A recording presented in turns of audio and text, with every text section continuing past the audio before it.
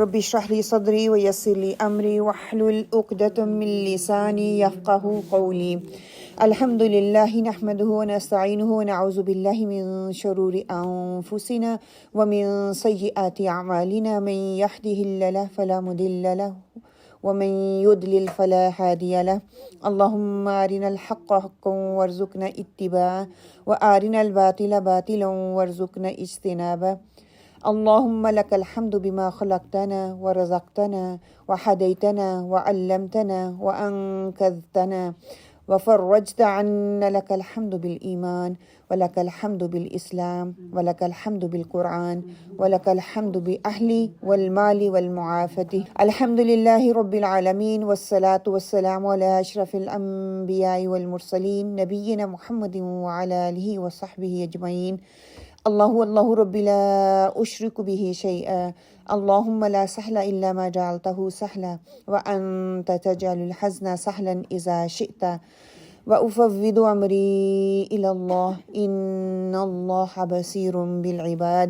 الحمد لله الذي بنعمته تتم الصالحات. اللهم ثبتنا عند الموت بلا إله إلا الله. اللهم اجعلني أحبك بقلب كله ورضيك بجهد كله. اللهم اهدنا وسددنا، اللهم اهدني واهدني به، اللهم اغفر لي واهدني وارزقني وعافني. أعوذ بالله من ضيق المقام يوم القيامة. آمین اللہم آمین. انشاءاللہ کافی آیات ہیں جو آج ہم نے کور کرنی ہے، میں کوشش کروں گی، اور ریئلی امپورٹنٹ آیات ہیں. کچھ کے حوالے سے ہم تھوڑی سی بات رکھیں گے، اور کچھ جو ہے آپ لوگوں کو میں ریکویسٹ کروں گی کہ پلیز جا کے آپ کوشش کریں ان آیات کی تفسیر سن لیں. اگر تو آپ تفسیر کلاس میں آتے ہیں تو انشاءاللہ ون ڈے ول کم ہم اس کو ڈیٹیل سے پڑھ لیں گے، ورنہ جو ہے آیات کافی امپورٹنٹ ہیں، لیکن وقت کی کمی کی وجہ سے میں ان کو اتنی تفصیل سے بیان نہیں کر پاؤں گی انفارچونیٹلی. یسٹرڈے فیڈ بیک، اگر آپ لوگوں کو کیا آپ لوگوں نے سیکھا کل؟ حکمت کے بارے میں بات کی تھی. ڈونٹ گیٹ انفلوئنس، کہ دوسروں کو نہیں دیکھنا ہے جو وہ کہہ رہے ہیں، جو بس صحیح طریقہ ہے فالو کریں. حلال اور پاکیزہ کو حرام کہنا وہ غلط ہے. جو حلال ہے وہ حلال ہے، جو حرام ہے وہ حرام ہے. نہ کرو. Body needs rest. Definitely body need rest. ان دنوں میں اسپیشلی یو کین ریکگنائز کہ کتنی باڈی کو ضرورت ہے. عام دنوں میں ہم سوتے بہت ہیں نا، تو وہ چیز کو ریکگنائز نہیں کر سکتے، لیکن ویکنس کے ساتھ ساتھ جب نیند کی بھی کمی ہوتی ہے تو you can see the difference now. I think جب آپ جو باڈی کی نیڈ ہے اتنا سو لیتے ہیں نا، اس سے زیادہ سوتے ہیں یہ بھی ظلم ہے، اس سے کم سوتے ہیں یہ بھی ظلم ہے. جی کہتے ہیں نا بھوک اور نیند یہ آپ کے بندے کے اختیار میں ہوتی ہے. باڈی یوز ٹو ہو جاتی ہے. اوکے، کوئی اور پوائنٹ؟ کلچر کے برڈن جو ہم پریشر جو کلچر یہ کرتی ہے وہ کرتی ہے ساتھ میں کرتی رہتی ہے نا، تو میرا دماغ میں بہت اثر ہو گیا. الحمدللہ کلچر الحمدللہ جو دین سیکھ لیتا ہے نا، دین کا علم جس کے پاس آ جاتا ہے، دنیا اس کے لیے آسان ہو جاتی ہے. اللہ تعالیٰ نے ایسے ہی قرآن میں نہیں کہا کہ دین کو لینا آسان ہے، اس سے آپ کا برڈن کم ہوتے ہیں، تکلیفیں کم ہوتی ہیں، آزمائشیں اور وہ ٹیسٹ تو آتے رہیں گے، وہ علیحدہ بات ہے، لیکن انسان صبر کے ساتھ ان سے گزر جاتا ہے. الحمدللہ. اوکے، نفلی روزوں کے بارے میں بھی بات کی تھی، منڈے اینڈ تھرسڈے.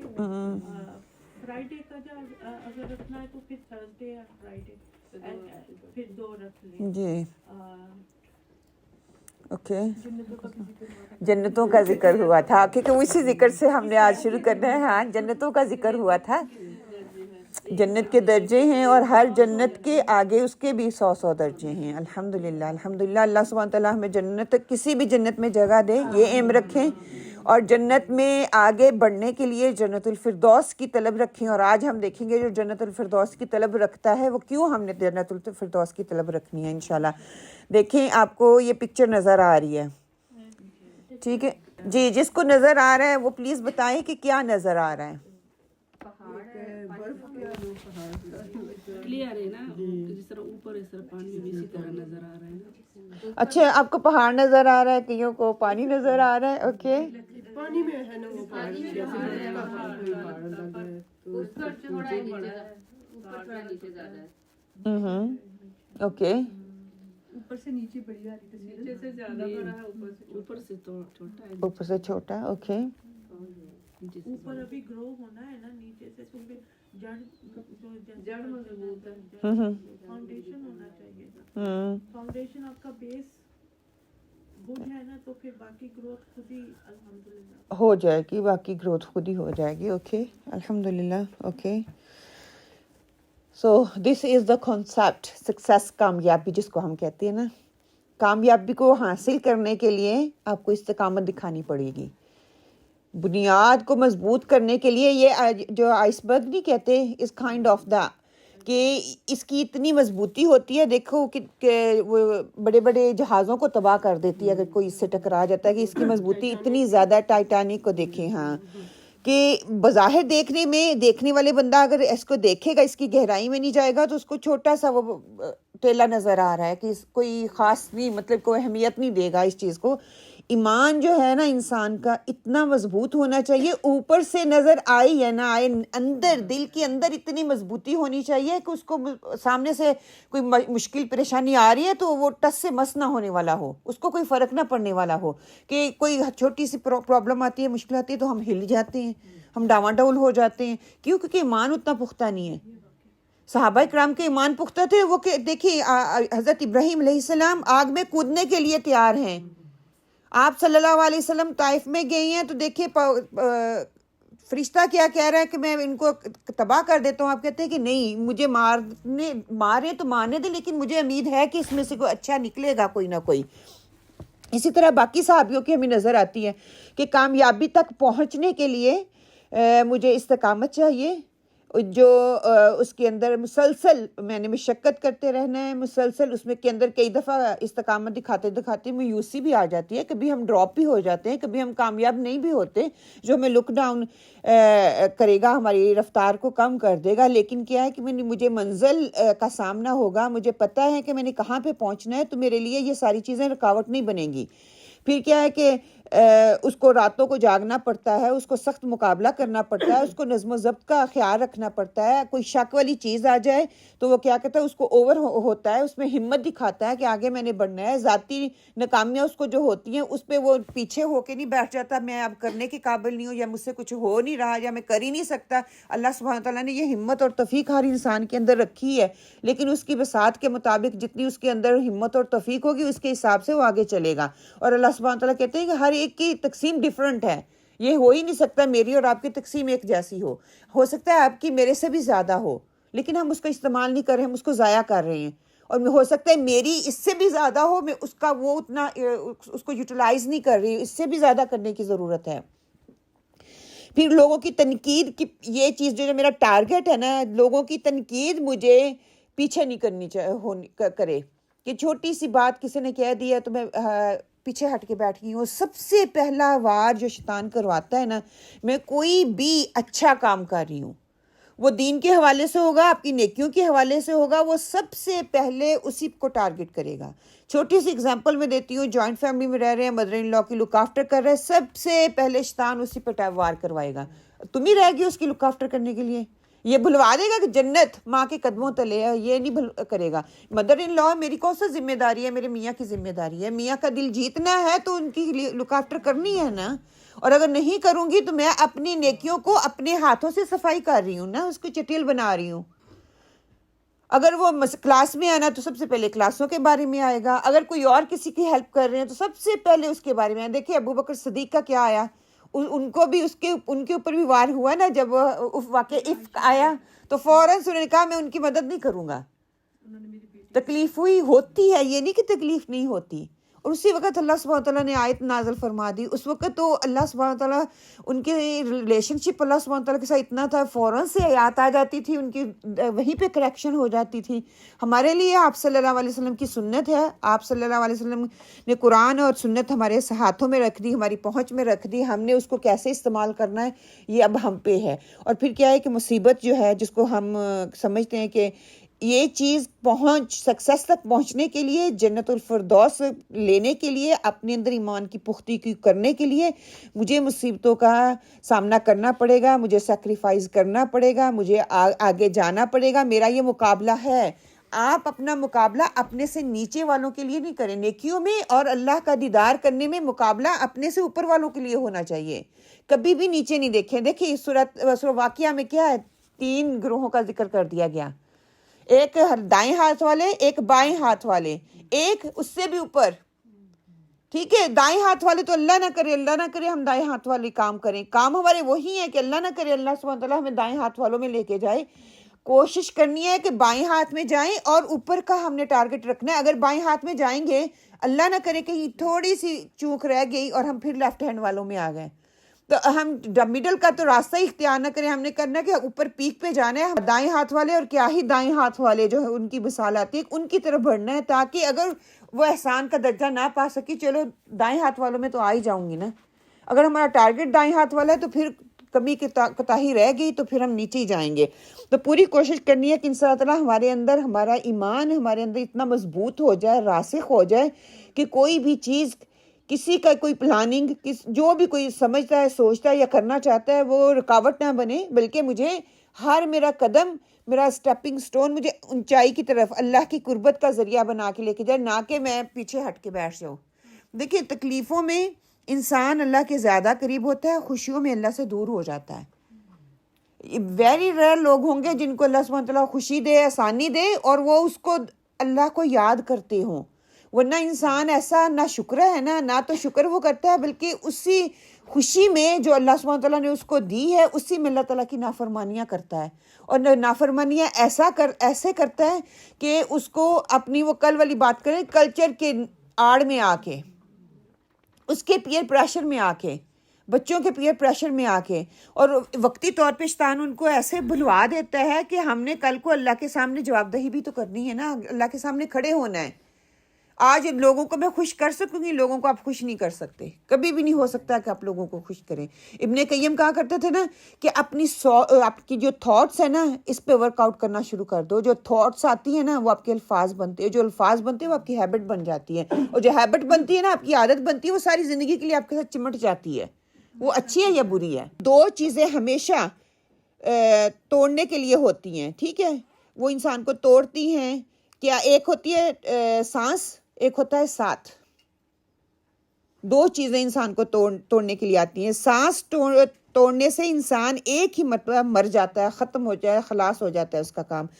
لیکن زندگی میں سب سے بڑا دکھ جب ہوتا ہے نا، کوئی جب آپ کو انسان کوئی آپ سے ٹوٹتا ہے، آپ سے علیحدہ ہوتا ہے، تو کیا ہوتا ہے؟ آپ کو اس وقت زیادہ تکلیف ہوتی ہے. اور جب وہ انسان ٹوٹتا ہے، آپ کا پیارا ہے، اس کی وجہ سے آپ کی آنکھوں میں آنسو آ جائے، تو کہتے ہیں کہ سب سے بڑی کامیابی یہ ہے کہ کوئی کسی دوسرے کی آنکھ میں آپ کے لیے آنسو آئے. یہ نہ ہو کہ آپ کی وجہ سے کسی کی آنکھوں میں آنسو آئے. میرا پیارا جائے گا، اس کی وجہ سے میری آنکھوں میں، وہ خوش قسمت ہے کہ اس کی وجہ سے میری آنکھوں میں دکھ اور آنسو آ رہا ہے. کہیں ایسا نہ ہو کہ میری وجہ سے دوسرے کی آنکھ میں آنسو آئے گا تو تکلیف کی وجہ سے آئے گا، میں کسی کو تکلیف دوں گی. کہ یہ کہتے ہیں، یہ خواہشوں جو ہوتا ہے نا غلام انسان، وہ اپنی کامیابی کی نظر کو سامنے رکھتا ہے، دوسروں کی فکر نہیں کرتا، اور کیا کرتا ہے کہ دوسروں کی فکر میں ہی دوسروں کے لیے آنسوؤں کا سبب بن جاتا ہے. اور ضرورت کے مطابق کہتے ہیں نا کہ اپنی ضرورتوں کو ایسے بناؤ کہ زندگی جو ہے ایسے جیو کہ اپنی خواہشات کے مطابق زندگی نہ جیو، بلکہ ضرورت کے مطابق جیو.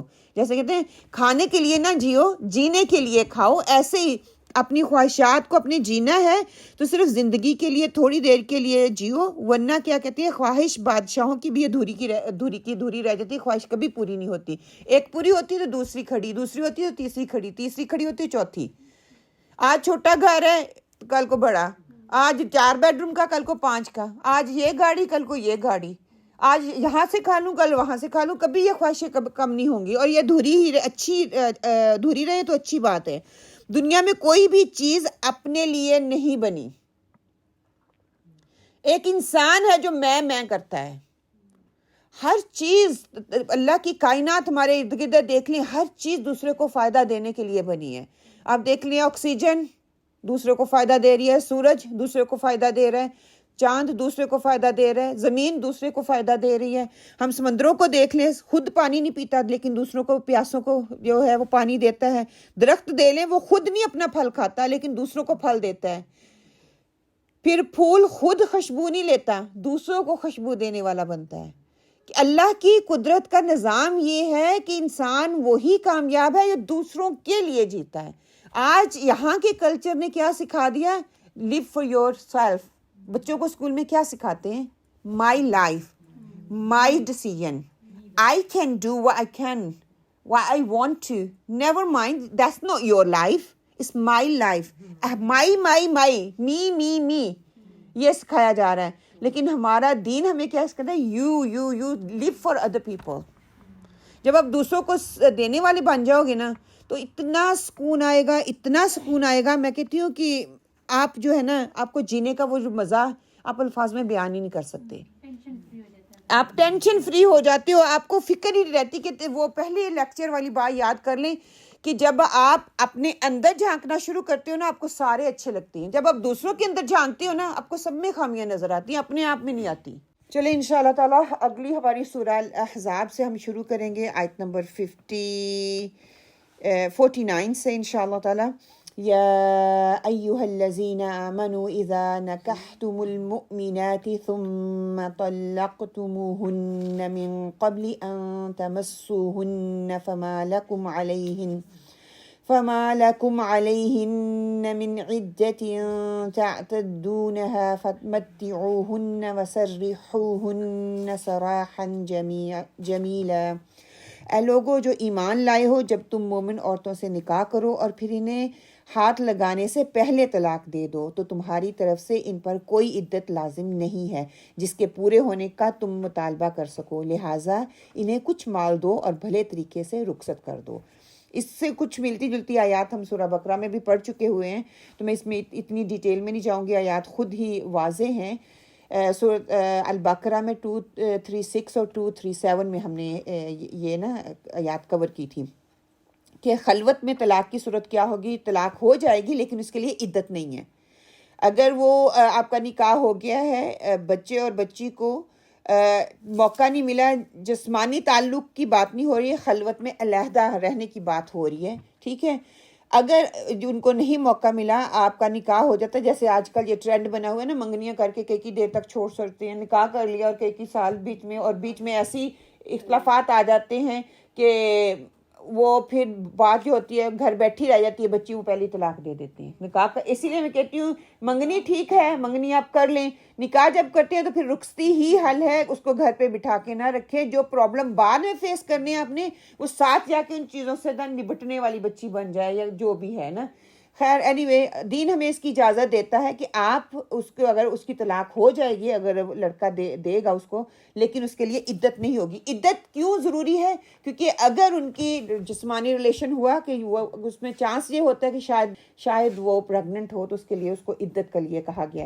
آگے کیا ہے کہ اگر مہر مقرر کیا گیا تھا، نکاح ہو گیا تھا نا، نکاح پہ شرط یہی ہے کہ مہر ہو.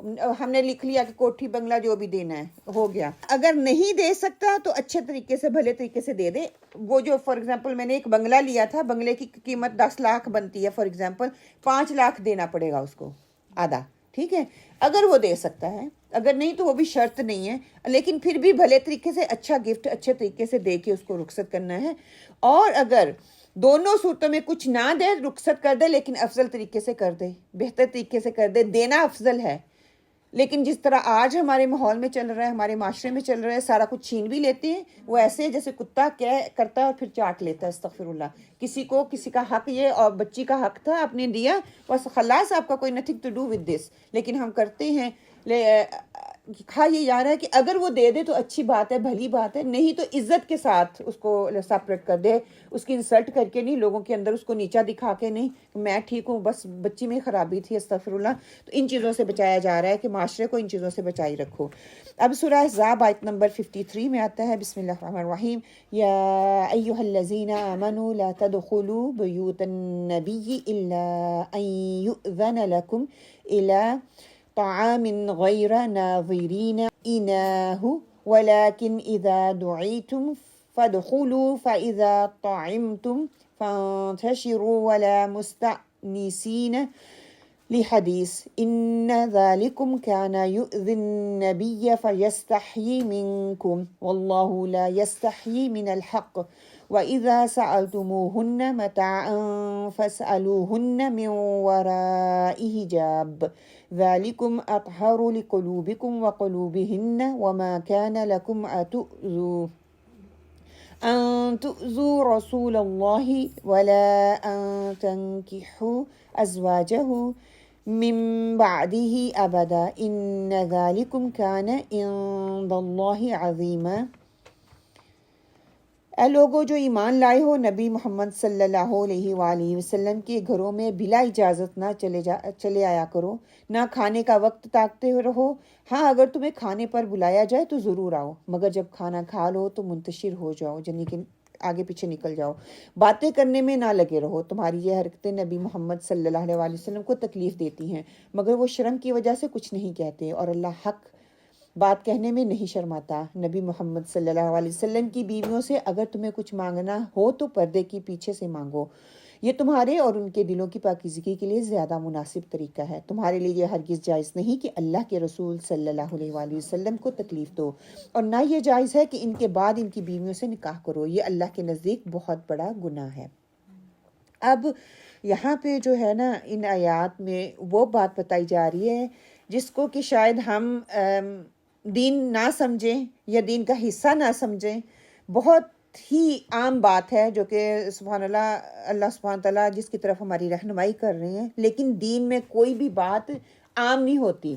ہر حکم جو ہے وہ خاص ہے، ہم اس کو عام کرتے ہیں، ہماری سوچ اس کو عام بناتی ہے.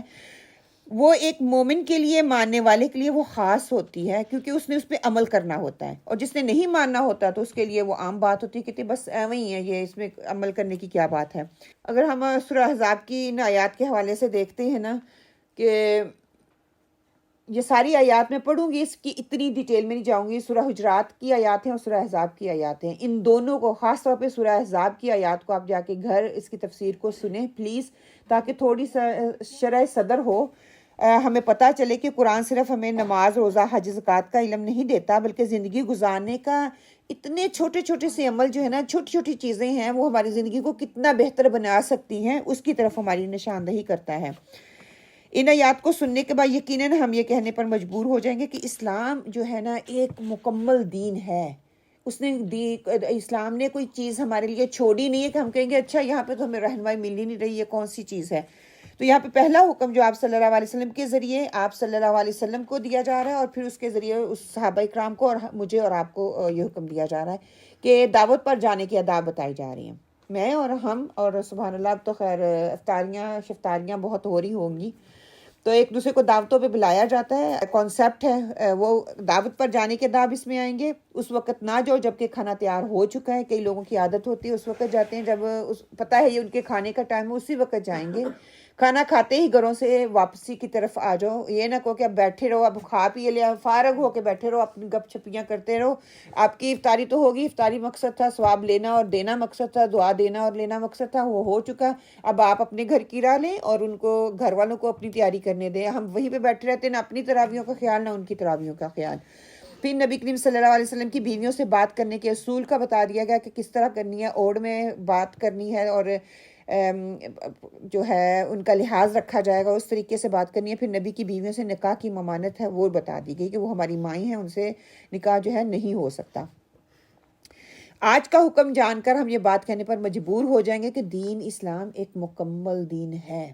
کیوں؟ کیونکہ یہ پوری کی پوری آیات جو ہیں حضرت زینب رضی اللہ کے ساتھ نکاح کے موقع پر نازل ہوئیں کہ جب آپ صلی اللہ علیہ وسلم کے ساتھ ان کی شادی کا موقع تھا تو شادی ہوئی، نکاح ہوا، تو آپ صلی اللہ علیہ وسلم نے صحابہ کرام کو دعوت کے لیے بلایا اپنے گھر میں، اور اس وقت دیکھیں حجرے بہت چھوٹے چھوٹے ہوا کرتے تھے، ہماری طرح کوئی بڑا سٹینڈرڈ یہ کانسیپٹ نہیں تھا کہ بڑے بڑے ہال ہوں گے، بڑے بڑے کمیونٹی سینٹرز ہوں گے، بڑے بڑے اسکولوں کے ہال ہوں گے، وہاں پہ ہم لوگوں کو بلائیں گے، ایک ہی دفعہ کھلا دیں گے اور چلے جائیں گے. لیکن وہاں کا سسٹم یہ تھا کہ 10 لوگ آتے کھاتے کھانا کھا کے چلے جاتے، 10 آتے ٹولے کی شکل میں وہ آتے اور چلے جاتے. ایک ٹولہ ایسا تھا کہ وہ بیٹھے باتیں کرتے رہے. آپ صلی اللہ علیہ وسلم کے اندر حیا تھی، مروت تھی، جس کی وجہ سے آپ صلی اللہ علیہ وسلم نے کبھی بھی انہوں نے کہنا بھی نہیں تھا اور کہہ بھی نہیں سکے، حیا کی وجہ سے کہ آپ اٹھ کے چلے جائیں. ہمیں بھی کئی دفعہ ہوتا ہے نا، ہم کہنا چاہ رہے ہوتے لیکن ہمت نہیں پڑ رہی ہوتی کہ ہم کہیں. لیکن آپ صلی اللہ علیہ وسلم نے وہ بات نہیں کی، اس کو اللہ سبحانہ تعالیٰ نے کہلوا دیا کہ جب رسول صلی اللہ علیہ وسلم یا کسی کے گھر میں دعوت کے طور پہ جاؤ تو کیسا طریقہ اختیار کرنا چاہیے. وہ اس وقت آپ صلی اللہ علیہ وسلم اور صحابہ کرام کے لیے حکم تھا، آج میرے اور آپ کے لیے، کہ یہ آیت نازل ہوئی اور سارے مسلمانوں کو حکم دے دیا گیا کہ جب کسی کے گھر دعوت کے لیے جاؤ، دعوت کا ایک طریقہ کار ہونا چاہیے، ایک سلیقہ ہونا چاہیے. اپنے ٹائم کا بھی خیال رکھو، دوسروں کے ٹائم کا بھی خیال رکھو، اپنی عبادات کو بھی سامنے رکھو اور دوسروں کی عبادات کو بھی سامنے رکھو. اگر کوئی مروت میں یا حیا کی وجہ سے یا کوئی تمہارا اتنا کمفرٹیبل ہے، رشتہ ہے کہ وہ آپ کو کچھ نہیں کہہ رہا، اس کا مطلب یہ نہیں ہے کہ تم اپنا ٹائم بھی ویسٹ کرو اور اس کا بھی کرو. اس وقت ان کے اندر کہتے ہیں نا کہ گوار پن جو کہتے اپنی زبان میں کہہ لیں، بدو لوگ گاؤں کے رہنے والے تھے، ان کے اندر یہ چیز بہت زیادہ تھی. بے تکلفی بہت ان کے اندر ہوتی تھی. یہ بات دماغ میں رکھے کہ بے تکلفی رشتوں کو جو ہے نازک بنا دیتی ہے. کئی دفعہ بے تکلفی اچھی ہوتی ہے اور کئی دفعہ بے تکلفی آپ کے اگینسٹ چلی جاتی ہے. تو آپ ٹھیک ہے بے تکلف ہوں، لیکن ایک حد کے اندر رہتے ہوئے دوسروں کے ساتھ بے تکلفی کریں، اس سے زیادہ نہ گزریں. جب زیادہ جاتے ہیں تو باؤنڈریز کراس کر دیتے ہیں. ایک آپ کی کسی کے گھر بس ایسے ہی جانا چاہتے ہو تو کیا کرو، ہم نے پڑھ لیا نا، فون کر کے لو جاؤ، اجازت لے کے جاؤ، بس ایسے ہی نہ چلے جاؤ. اب یہاں پہ کہہ رہے ہیں اب چلے گئے ہو، انہوں نے اجازت دے دی ہے، اجازت لے کے سنت طریقے سے آپ چلے گئے ہو، تو اس کا بھی طریقہ سکھایا جا رہا ہے کہ ہاں جاؤ، کھانے پہ بلایا ہے، انہوں نے دعوت پہ بلایا تو کھانا کھاؤ. کھانا کھانے کے بعد کیا ہے کہ یہ نہ کہ چلو ادھر کی باتیں ادھر کی باتیں، بے تکلفی آپ شروع کر دو اور دوسروں کے لیے تکلیف کا باعث بنو. اس وقت آپ صلی اللہ علیہ وسلم کے لیے وہ چیز تکلیف کا باعث بن رہی تھی. کافی لیٹ ہو گیا تھا اور سارے صحابہ چلے گئے، بس اینڈ والا ہے. میں کہتی ہوں کہ صحابہ کے اندر یہ چیز تھی نہیں، اللہ سبحانہ تعالیٰ ہمیں سکھانا چاہ رہے تھے، ویسا اسباب بنائے، قرآن کی آیات اتاری تاکہ آنے والے لوگ جو آپ صلی اللہ علیہ وسلم کی امت کے لوگ ہیں وہ جان جائیں کہ دوسروں کے گھر جانے کے آداب کیا ہیں. اور کتنا ٹائم ضائع ہوتا ہے اپنا بھی، جو ادھر آپ بیٹھے ہو. لیکن الحمدللہ جب آپ دین کی طرف آتے ہو تب آپ کو احساس ہوتا ہے میرا ایک ایک لمحہ گزرتا ہوا ضائع ہو رہا ہے. جب آپ نہیں، آپ دنیا والے ہوتے ہیں، کلچر نبھا رہے ہیں، دنیا بھی تو رکھنی ہے. کیا کہیں گے کھایا اور چلے گئے، کیا کہیں گے تھوڑی دیر بیٹھی بھی نہیں، وہ اندر میں بے گالیاں دے رہا ہو بندہ، میں صرف دنیا نبھانے میں لگی ہوئی ہوں. جائے اور میں ٹائٹی کروں. ہاں ہوتے ہیں نا، ہوتا ہے.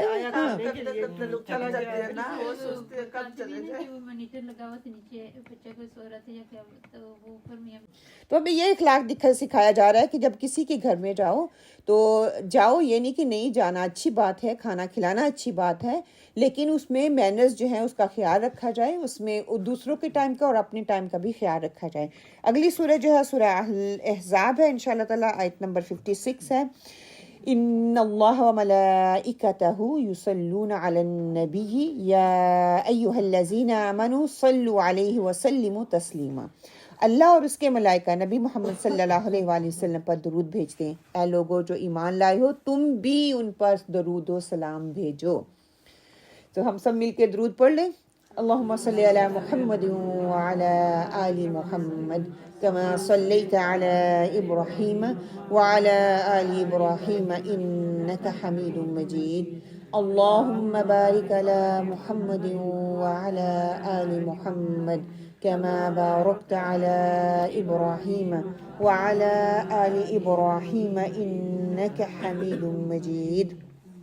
اس آیت کے حوالے سے آتا ہے کہ صحابہ اکرام آپ صلی اللہ علیہ وسلم کے پاس آئے اور آپ صلی اللہ علیہ وسلم سے آ کے کہنے لگے کہ ہمیں اسلام کا طریقہ تو بتا دیا گیا ہے کہ نماز میں جب ہم تحیات پڑھتے ہیں تو ہم آپ پہ اسلام بھیجتے ہیں، آپ سے ملتے ہیں تو ہم السلام علیکم ورحمۃ اللہ کہتے ہیں، یہ صلوات کیا ہے؟ تو آپ صلی اللہ علیہ وآلہ وسلم نے فرمایا کہ اس پر آپ صلی اللہ علیہ وسلم نے صحابہ کو جواب دیا کہ وہ کیا ہے. اس کو جو حدیث ہے بخاری میں، مسلم میں، ابو داؤد میں، ترمذی میں، نسائی میں، ابن ماجہ میں، ساری ہی احادیث کی کتاب میں یہ آپ کو مل جائے گا. کعب بن حجرہ کہتے ہیں کہ آپ صلی اللہ علیہ وآلہ وسلم نے کہا کہ آپ ایسے کہو اللہم صلی علی محمد وعلی آل محمد کما صلیت علی ابراہیم وعلی آل ابراہیم انک حمید مجید، درود اینڈ تک. صلوات کا مطلب ہے کہ رحمت، ذکر خیر اور دعا کرنا. اچھا، یہاں پہ کہ اللہ سبحانہ تعالیٰ کی طرف کہہ رہے ہیں کہ اللہ سبحانہ تعالیٰ بھی صلوات بھیجتے ہیں. کہ اللہ کا صلوات کیا ہے آپ صلی اللہ علیہ وسلم پر؟ اللہ اپنے نبی پر مہربان ہے، اللہ اپنے نبی کی تعریف فرماتے ہیں، آپ صلی اللہ علیہ وسلم کے کام میں برکت وہ دیتے ہیں، اللہ سبحانہ تعالیٰ اپنے نبی کا نام بلند کرتے ہیں، آپ صلی اللہ علیہ وسلم اپنی رحمتوں، آپ صلی اللہ علیہ وسلم پر اپنی رحمتوں کی وہ بارش اللہ سبحانہ تعالیٰ کرتے ہیں. تو یہ اللہ سبحانہ تعالیٰ کی طرف سے صلوات ہے آپ صلی اللہ علیہ وسلم پر. آپ صلی اللہ علیہ وسلم کی تعظیم اور فرشتوں کے سامنے مدح اور ثنا کیا ہے؟ کہ فرشتوں کی صلوات سے مراد یہ ہے کہ فرشتے آپ صلی اللہ علیہ وسلم سے ہر درجے کی محبت کرتے ہیں، بے حد درجے کی. آپ کے حق میں اللہ تعالیٰ سے دعائیں وہ کرتے ہیں، اور آپ کو زیادہ سے زیادہ بلند مرتبے کی وہ دعائیں آپ صلی اللہ علیہ وآلہ وسلم کے لیے کرتے ہیں. فرشتوں کا جنگ میں آنا، آپ صلی اللہ علیہ وسلم کی مدد کرنا فرشتوں کی طرف سے، یہ عملی درود تھا جو انہوں نے کر کے دکھایا، جس سے دین کی سربلندی جو تھی وہ مقصود تھی. انہوں نے عملی طور پہ وہ کر کے دکھایا. اسی طرح فرشتوں کی دعاؤں میں یہ دعا شامل ہے کہ آپ کی شریعت کو فروغ ملے اور آپ کو مقام محمود جو ہے وہ ملے. اور ہم بھی اس کے بعد یہ دعا مانگتے ہیں نا اذان کے بعد کہ آپ صلی اللہ علیہ وسلم کو بہترین جو ہے وہ مقام محمود عطا فرما اور ہمیں بھی اس کا حصہ بنا. پھر میں نے اور آپ نے کرنا کیا ہے، سوچنے کی بات یہاں پہ یہ ہے کہ اللہ سبحانہ تعالیٰ اپنے طریقے سے آپ صلی اللہ علیہ وسلم پر درود اور صلوات بھیج رہے ہیں، سلام بھیج رہے ہیں، فرشتے اپنے طریقے سے کر رہے ہیں. میں نے اور آپ نے کیا کرنا ہے؟ جب مجھے اور آپ کو کہا جاتا ہے کہ نبی محمد صلی اللہ علیہ وآلہ وسلم پر درود بھیجو، تو اس کا کیا مطلب ہے؟ کہ کسی کی طرف مائل ہونا، مطلب یہ کہ نبی صلی اللہ علیہ وسلم کی محبت سے مائل ہونا یا جھکنا. جب ان کا نام آئے تو تعظیم سے ان کا نام لینا. تمہاری محبت نبی صلی اللہ علیہ وسلم، تمہاری سنتیں، کیوں آپ صلی اللہ علیہ وسلم کی سنتوں کو جب ہم اپنائیں گے تو آپ صلی اللہ علیہ وسلم کی محبت کا اظہار کر رہے ہیں نا. تو ہم کیا ہے کہ آپ صلی اللہ علیہ وسلم کا جو طریقہ کار ہے اس کو اپنائیں گے تو یہ آپ صلی اللہ علیہ وسلم پر صلوات ہو جائے گا، آپ صلی اللہ علیہ وسلم کے طریقہ کار کو اپنانا ہو جائے گا. یہاں پہ جو ہے نا کہ ابراہیم علیہ السلام کا ذکر ہوا نا، جب ہم درود پڑھتے ہیں کہ ابراہیم علیہ السلام پر درود بھیجو. ابراہیم علیہ السلام کا نام کیوں لیا گیا؟ وہاں پہ کہا جا سکتا تھا موسیٰ علیہ السلام، عیسیٰ علیہ السلام. ابراہیم علیہ السلام کا کیوں نام آتا ہے؟ اللہ پاک نے چوز کیا. ہاں جی، اللہ کے شروع سے وہ اللہ کے خلیل ہیں، ٹھیک ہے. وہ آپ صلی اللہ علیہ وسلم کے ساتھ کیا تعلق ہے کہ آپ صلی اللہ علیہ وسلم کے جب بھی آپ صلی اللہ علیہ وسلم کا نام آتا ہے ابراہیم علیہ السلام ساتھ ہی ہوتے ہیں؟ کیونکہ ادھر سے شروع ہوئی ہم تو ابراہیم علیہ السلام نے دعا مانگی تھی نا، ایکسیلنٹ. یہ آپ صلی اللہ علیہ وسلم ان کی آل سے آئے، اس لیے ان پر درود سلام. یا ان کی آل میں سے تھے آپ صلی اللہ علیہ وسلم. دین ابراہیمی ملت انہی کی ملت سے ہے، ملت کا میں ملت ابراہیمی سے ہوں تو یہ بھی کہا جاتا ہے. پھر آپ صلی اللہ علیہ وسلم نے دعا بھی کی تو اسی وجہ سے جب درود بھیجا جاتا ہے اور جب ہم اتحیات بھی پڑھتے ہیں تو اس پہ بھی جب ہم سلام کرتے ہیں تو ابراہیم علیہ السلام کی بات آتی ہے. حدیث کا مفہوم ہے کہ جب تک تم میں سے کوئی اپنے مصلی پر جہاں اس نے نماز پڑھی تھی بیٹھا رہے اور بے وضو نہ ہو تو فرشتے اس کے لیے رحمت کی دعائیں کرتے ہیں. تو فرشتے ہمارے لیے بھی رحمت کی دعائیں کرتے ہیں. آپ صلی اللہ علیہ وسلم کے لیے تو وہ کرتے تھے، وہ میرے اور آپ کے لیے بھی کرتے ہیں. اے اللہ بخش دے، اے اللہ رحم فرما. وضو کی حالت میں آپ مصلی پر بیٹھے رہیں، اسپیشلی ان دیز ڈیز. فجر کی نماز ہوتی ہے، آپ مصلی پہ بیٹھیں، قرآن کی تلاوت کریں، تسبیحات کریں، ذکر و اذکار کریں. آپ کو اشراق کا ٹائم ہو جاتا ہے، اشراق پڑھیں. تو کیا ہے کہ فجر سے تھوڑا سا ٹائم ہے بھی. اتنا زیادہ نیچے بیٹھا نہیں جاتا، 6 بجے ہو جاتا ہے اس پر منہ سے رہا. جی جی ہاں جی تب بھی آپ ایسے کریں نا کہ آپ چیئر کے اوپر پڑھتے ہیں نا تو اپنے پاؤں میں اسی مصلی پہ رکھیں، مطلب کہ وہاں پہ ہلے نہیں. آپ کو اجر ملے گا، جو اجر کہا گیا ہے نا کہ آپ کو عمرے کرنے کا ثواب ملے گا. آپ کو کئی دفعہ ہوتا ہے بچوں کو چھوڑنا ہے، لینا ہے، کرنا ہے، وہ ٹائمنگ بھی کئی دفعہ آ جاتی ہے نا اس کی. آپ اشراق کو نہ چھوڑیں، آپ کو اجر ضرور ملے گا. ہاں اللہ سبحانہ تعالیٰ کے لیے مشکل نہیں ہے کہ ہمیں عمرے کا اجر دے دے، ہے نا. ہم نے وہ بے شک شرط پوری نہیں کی، ہم مسئلے پہ نہیں بیٹھے رہے کیونکہ ہماری دنیاوی ضروریات تھی، ہم نے ان کو پورا کیا، لیکن انٹینشن یہ تھی کہ ہم نے پڑھنا ہے. اور دیز ڈیز تو آپ کو ایزیلی 6:15 6:30 تک فارغ ہو جائیں گے آپ پڑھ کے. اشراق پڑھیں اور تب تک فرشتے آپ کے لیے دعائیں کرتے رہیں، اے اللہ اس کو بخش دے، اس پر رحم فرما.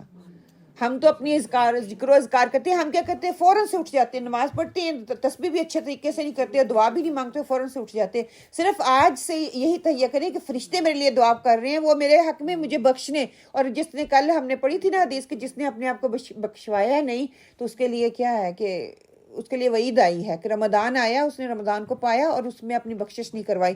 تو آپ یہ ضرور کوشش کریں کہ مصلی پہ بیٹھنے کا اہتمام کریں. پھر آپ صلی اللہ علیہ وسلم پر سلام اور درود، اس کی بات میں نے کر چکی ہوئی ہوں کہ التحیات للہ والصلوات والطیبات السلام علیک ایھا النبی. ہم یہ آپ صلی اللہ علیہ وسلم پر سلام بھیجتے ہیں، آپ صلی اللہ علیہ وسلم صلوات ہم درود کے ذریعے بھیجتے ہیں. پھر کہتے ہیں کہ کسی کی سینگ ہے، وہ کہتے ہیں کہ if you want to follow the brand name follow the سنہ، بیکاز اس کا کریٹر کون ہے؟ اللہ سبحانہ وتعالیٰ. کوئی بھی اپنے برانڈ کو فالو کرنا ہے نا. ہم دنیا میں رہتے ہوئے بڑے برانڈ کانشیس ہیں، یہ والی برانڈ ہو، یہ والی برانڈ ہو، یہ والی برانڈ ہو. اگر آپ نے کسی برانڈ کو فالو کرنا ہے تو آپ صلی اللہ علیہ وآلہ وسلم کی برانڈ کو، ان کی سنت کو فالو کریں. کیوں؟ کیونکہ وہ سنت جو ہے اس کا کریٹر اللہ سبحانہ وتعالیٰ ہے. اگلی آیت جو ہے، اچھا یہاں پہ درود ابراہیمی کے حوالے سے میں تھوڑی سی بات کر دوں انشاءاللہ کہ درود شریف کون سا پڑھنا چاہیے، چھوٹے والا پڑھنا چاہیے یا بڑے والا پڑھنا چاہیے. اس کے حوالے سے میں درود کافی قسم کے مل جاتے ہیں. تفہیم السنہ میں یہ پورا سبجیکٹ ہے درود کے مسائل، اور اگر آپ اس کو پڑھیں، چھوٹا سا پمفلٹس ہے، آپ اس کو پڑھ لیں. انہوں نے مسنون درود اور غیر مسنون درود جو ہے اس میں ساری ڈیٹیل رکھی ہوئی ہے. جب بھی آپ صلی اللہ علیہ وسلم کا نام آتا ہے تو کہتے ہیں کہ ان پر درود پڑھنا چاہیے. ٹھیک ہے، صلی اللہ علیہ وآلہ وسلم دس از سب سے چھوٹا ہے اور سب سے افضل ترین درود ابراہیمی ہے جب آپ پڑھتے ہو. اور آپ صلی اللہ علیہ وسلم لکھنے کے معاملے میں جب یہ بات آتی ہے کہ جب آپ صلی اللہ علیہ وآلہ وسلم کا نام لکھا جائے گا تو کیا ہم پورا صلاۃ لکھیں یا ہم صرف پڑھ لیں. اور سعد چھوٹا سا آپ نے دیکھا ہوگا اوپر لکھا ہوتا ہے. تو اسکالرز اس پہ اگریڈ ہیں، وہ کہتے ہیں کہ آپ جب آپ صلی اللہ علیہ وسلم نیچرلی پڑھ لیتے ہیں اور اوپر سعد لکھ دیں، یہ نشاندہی کرے گا کہ آپ صلی اللہ علیہ وسلم کی طرف یہ بات جا رہی ہے. تو یہ آپ کے لیے کافی ہو جائے گا. اینڈ دوسرا، درود کون سے مسنون ہے، کون سے درود مسنون نہیں ہے، اس کی تھوڑی سی انہوں نے ڈیٹیل وہاں پہ دی ہوئی ہے. جیسے آج ہم سمجھتے ہیں نا کہ خود ساختہ جو درود ہیں ان کو ہم نے فوقیت دے دی، اور جو مسنون درود ہیں ان کو ہم نے پیچھے کر دیا. جو مسنون دعائیں ہیں ان کو ہم آگے لے، اچھی دعا ہے، افضل دعا ہے، اس کو ہم نے فوقیت دے دی. جو آپ صلی اللہ علیہ وسلم نے ہمیں طریقہ بتایا اس کو ہم نے پیچھے کر لیا. اس کی میں چھوٹی سی مثال، میں یہ نہیں کہوں گی کہ یہ نہ پڑھیں، چھوٹی سی مثال دیتی ہوں. یہ لگی ہوئی ہے تراویح کی تسبیح تراویح. آپ صلی اللہ علیہ وسلم کی سنت نہیں ہے، آپ صلی اللہ علیہ وسلم کے الفاظ نہیں ہیں یہ، لیکن کسی اولیاء کے یا کسی بزرگ کے ہیں جنہوں نے اس کو ترتیب دیا. ان کے الفاظ دیکھیں، ان کا ترجمہ دیکھیں، بہت اچھا ہے. کہیں پہ شرکیہ الفاظ نہیں ہیں. جیسے ہم نے کل بھی بات کی تھی نا کہ کوئی بھی دعا جو ہم نے پڑھنی ہوتی ہے اس میں شرکیہ الفاظ نہیں ہیں، وہ اچھی دعا ہے. آپ ان کو دعاؤں کا حصہ بنا لیں. آپ یہ دعائیں پڑھیں ایز پرسنل کہ میری بھی یہ دعا ہے. یہ نہیں ہم کہہ سکتے یہ سنت ہے، کیونکہ سنت میں آپ صلی اللہ علیہ وسلم کے دور میں آپ صلی اللہ علیہ وسلم نے وقفہ نہیں کیا تھا. یہ صحابہ کرام جب حضرت عمر رضی اللہ تعالیٰ نے جماعت کے ساتھ کروایا تو 4 کے بعد وہ ترویحتن کا لفظ استعمال کرتے، تھوڑی دیر کے لیے رکتے تھے. ٹھیک، جب رکتے تھے اس کے اندر وہ کوئی بھی دعا ربنا آتینا والی دعا پڑھ لیں یا اللہم اجرنی پڑھ لیں، اللہ یا مجیرو والی. مطلب یہ دعا اس میں یہ کہ اللہ تعالیٰ کی تعریف بیان کی گئی ہے. اینڈ پہ جا کے کیا کہہ دیا ہے کہ اللہم اجرنا من النار، کہ یہ اللہ مجھے عذاب سے بچا لے. کہ اس میں ہاں کوئی ایسی بات نہیں ہے جس میں کہ شرکی الفاظ استعمال ہوتے ہیں. میری پرسنل دعا یہ ہو سکتی ہے، سنت کر کے نہیں، لیکن عام دعا اس وقفے کے دوران پڑھنا چاہوں تو میں یہ پڑھ سکتی ہوں. پھر درود تنجینہ پڑھتے ہیں، اس کی کوئی حدیث سے کوئی اتھینٹسٹی ہمیں نہیں ملتی، لیکن ہم بڑے جوش و خروش سے پڑھتے ہیں. اور کون کون سے درود پڑھتے ہیں آپ بتائیں، مجھے نام نہیں آتے. درود تاج، الفاظ ان کے دیکھ لیں، ان کی فضیلت دیکھ لیں. وہ لیلۃ القدر سے بھی افضل ترین بنا دیا گیا ہے اس کو. وہ لکھنے والے کون ہے, کون سی حدیث ہے مجھے نہیں پتا, حدیث کا وہ ریفرنس دیتے ہیں, مجھے کسی نے بھیجا تھا, اس کے اوپر لکھا ہوا ہے کہ ایک حدیث میں آتا ہے جو یہ پڑھے گا, اور پتہ نہیں کئی جہاز کی کوئی مثال نیچے ایگزامپل بھی دی ہوئی تھی, وہ جہاز بچ گیا بیکاز وہ بندہ بیٹھا بیچ میں پڑھ رہا تھا.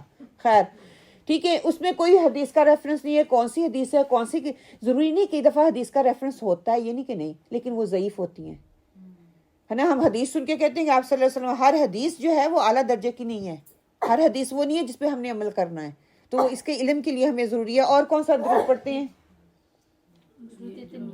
درود تنجیدہ, درود تاج, ہاں درود لکی, اور پتہ نہیں ادھر بہشتی زیور کہیں پڑا ہوا ہوگا, کسی نے لا کے رکھا ہوا ہے, بہت سارے درود ہیں. اگر آپ تفہیم السنہ پڑھیں گے نا تو آپ کو وہ پتہ چل جائے گا کہ ہم کیا کرتے ہیں اور ادھر کیا لکھا ہوا ہے. اب دونوں انہوں نے کلیئر کر کے احادیث کے حوالے سے آپ کے سامنے وہ رکھی ہوئی ہیں. سبحان اللہ, وہی وہ ہم نے ایسی چیزیں راج کر لی جو کہ سنت سے نہیں ہے. کہیں یہ نہ ہو اس کو ہم ثواب کہتے کہتے بدعت کر رہے ہوں, نیا عمل کر رہے ہیں, اور جب قیامت والے دن اللہ کے سامنے کھڑے ہوں تو اس کے لیے ہمیں جواب دہی کرنی پڑے کہ ہم نے نعوذ باللہ اللہ کے سامنے کھڑے کہ کتنے, اس کو تو خوشبو بھی نہیں آئے گی جنت کی, جنت میں جانا تو دور کی بات ہے. اور ہم یہاں پہ یہ نیکی سمجھ کے کر رہے ہیں, وظیفے سمجھ کے کر رہے ہیں, کسی بزرگ کے الفاظ ہیں, یہ نہیں کہ میں کہتی کہ وہ غلط ہوں گے یا جیسے بھی ہیں, لیکن وہ کسی بزرگ کے الفاظ کو میں نے اتنی فوقیت دے دی کہ آپ صلی اللہ علیہ وسلم کی سنتوں کو کہیں پہ بھی بدعت آتی ہے نا تو آپ صلی اللہ علیہ وسلم کی سنت پیچھے چلی جاتی ہے. یہ بیئر ان یور مائنڈ کہ کوئی بھی میں کام کرنے سے پہلے میں آپ صلی اللہ علیہ وسلم کی سنت کو پیچھے کر رہی ہوں. اگلی آیت جو ہے سورہ شورى آیت نمبر 22 ہے انشاءاللہ تعالی. تَرَى الظَّالِمِينَ مُشْفِقِينَ مِمَّا كَسَبُوا وَهُوَ وَاقِعٌ بِهِمْ وَالَّذِينَ آمَنُوا وَعَمِلُوا الصَّالِحَاتِ فِي رَوْضَاتِ الْجَنَّةِ لَهُمْ مَا يَشَاءُونَ عِندَ رَبِّهِمْ ذَلِكَ هُوَ الْفَضْلُ الْكَبِيرُ. تم دیکھو گے کہ یہ ظالم اس وقت اپنے کیے کے انجام سے ڈر رہے ہوں گے, اور ان پر آ کر رہے گا باخلاف اس کے جو لوگ ایمان لے کر آئے اور جنہوں نے نیک عمل کیے ہیں. وہ جنت کے گلستانوں میں ہوں گے, جنت کے باغوں میں ہوں گے, جو کچھ بھی وہ چاہیں گے اپنے رب سے پا لیں گے. یہی بڑا فضل ہے. یہ فضل کبیر کا لفظ یہاں پہ استعمال ہوا ہے. اس کی ڈیٹیل اور ڈیفینیشن میں نہیں جاؤں گی فضل کبیر کیا ہے, لیکن اتنی خوبصورت جگہ ہے جس کی ہم سب کو چاہت اور دعا کرنی چاہیے کہ دنیا میں کافر قیامت سے بے خوف ہوتے ہیں, مگر قیامت کے دن وہ بے خوف ہوں گے. دنیا میں رہتے ہوئے جو کافر ہیں وہ بے خوف ہوتے ہیں, جو اللہ کے نافرمان ہیں وہ بے خوف ہوتے ہیں, اور قیامت والے دن یہ خوف زدہ وہاں پہ جا کے ہوگے. دنیا میں بے خوف ہیں. اس کا اپوزٹ کیا ہے کہ ایمان والے دنیا میں قیامت سے خوف زدہ ہیں, مگر جب وہاں پہ جائیں گے تو اللہ تعالیٰ کہ جنت ہوں گے, باغات میں ہوں گے, فوزن کبیر میں ہوں گے, ہمیشگی کی جنت میں وہاں پہ رہیں گے.